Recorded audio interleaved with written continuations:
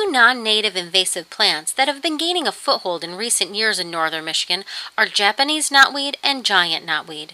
Both invasive species were introduced from Asia as ornamental plants. Several characteristics make these two perennial herbaceous shrubs easy to identify, including height, with Japanese growing from 3 to 10 feet tall and giant a whopping 13 feet tall, and their hollow stalks which persist through the winter and resemble bamboo. Japanese knotweeds have large broad leaves that typically grow up to 6 inches long and 5 inches wide and have abruptly pointed tips and a flat and tapered base.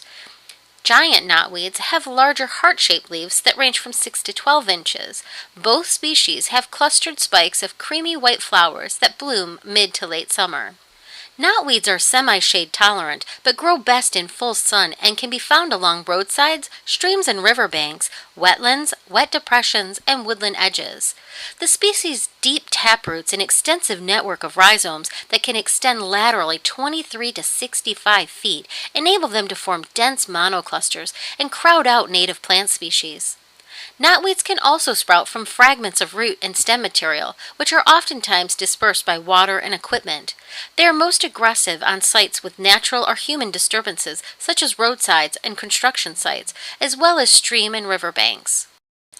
It isn't unusual for the rhizomes and shoots to penetrate asphalt and cracks in the concrete. Unfortunately, controlling knotweed is no small task, even with herbicides.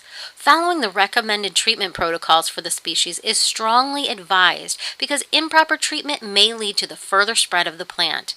According to the Michigan Department of Natural Resources and the Michigan Natural Features Inventory, certain herbicides have been found to be more effective than others, whereas hand-pulling, digging, mowing, and burning are considered ineffective and may even be counterproductive.